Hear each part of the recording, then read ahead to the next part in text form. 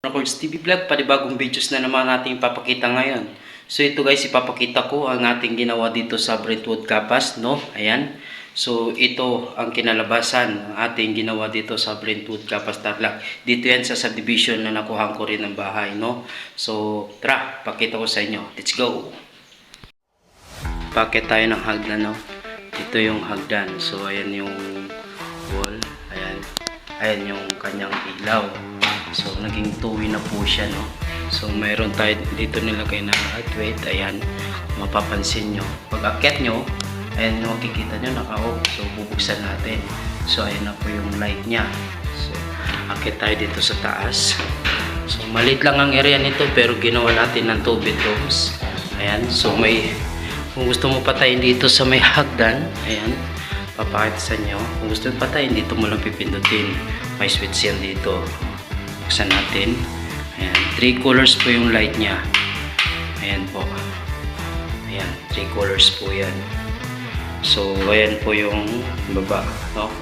So, ito naman yung pinaka-hallway niya. Ayan yung lights niya, no? Ayan. So, ito naman yung kanya switch. Ayan. Ayan, may lights din. So, dito naman tayo sa kanyang master bedroom, no? Naka-tiles na po. Ayan, malinis yung pagka-tiles. May door na din dito. Ayan. So, ito yung kanyang kwarto. Ayan. So, may kumpleto na tayo. May mga switch na tayo. May outlet. Ayan. May outlet. Dito rin may outlet. So, ito. May pin light. Dalawang pin light. Then, may pin light din dito. Ayan. So, may cube light din tayo. No?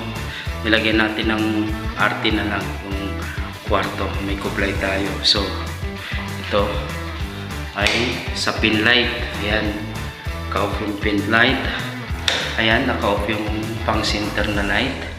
Then, naka-open yung ilaw ng kublay. Ayan. Ayan. Naka-off. No? Naka-off po. So, ngayon, nagpapangsyon na po lahat ang ating ginawa. Ayan. Ayan. May lights. Lights ng pin light, ayan, lights ng center, ayan. So ito yung may baseboard din siya, tapos nilagyan din natin siya ng cornisa, ayan. Kung makikita nyo, may cornisa po yan, ayan po. White din po yung paint ng cornisa, ayan. Ayan po.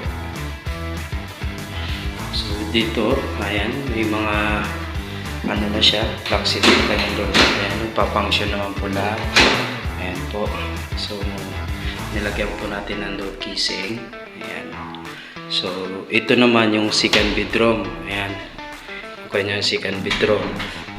Ayan po. Ayan. So, kung makikita nyo, nagsha-shadow yung mga ilaw.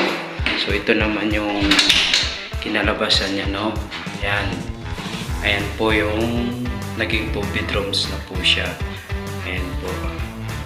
So, papasok tayo dito sa room na isa. Ayan. So, ito yung room na isa. Ayan. So, kompleto na rin siya dito. Ayan. May baseboard na rin. Ito yung ano. Pwede rin dito maging double deck po. Ayan. So, ayan. May lights din. Ayan. May mga pin lights din.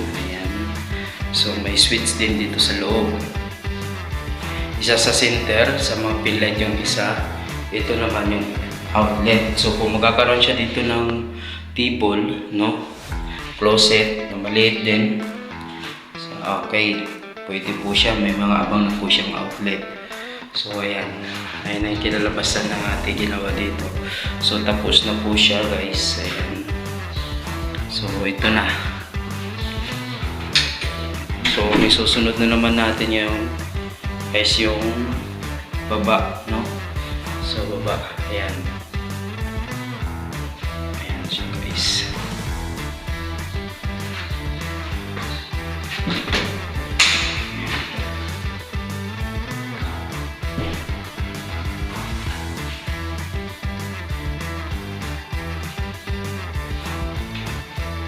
Panood nyo na lahat ng ating ginawa, no? So, ipapakita ko naman sa inyo lahat ng inabot ng ginastos dito sa taas. Ayan, labor at saka sa mga materialis po natin, no? So, ayan. Mamaya, kukumputin natin kung magkano natin na ginastos. At, ayan. Thank you for watching guys. Please subscribe my YouTube channel. Ayan. Sa lahat po na gusto magpagawa, ayan. Mag-message lang kayo dito sa aking YouTube channel. Ayan. Ang aking Facebook is Joel Nacorda. So, para matawagan nyo rin ako sa aking messenger. Kung may Viber kayo, bibigay ko rin ang ating contact number doon sa aking Viber, no? So, ayan. Maraming salamat. Hopefully, maging successful ang ating mga ginagawa, no? God bless po sa ating lahat. Thank you so much. Bye-bye.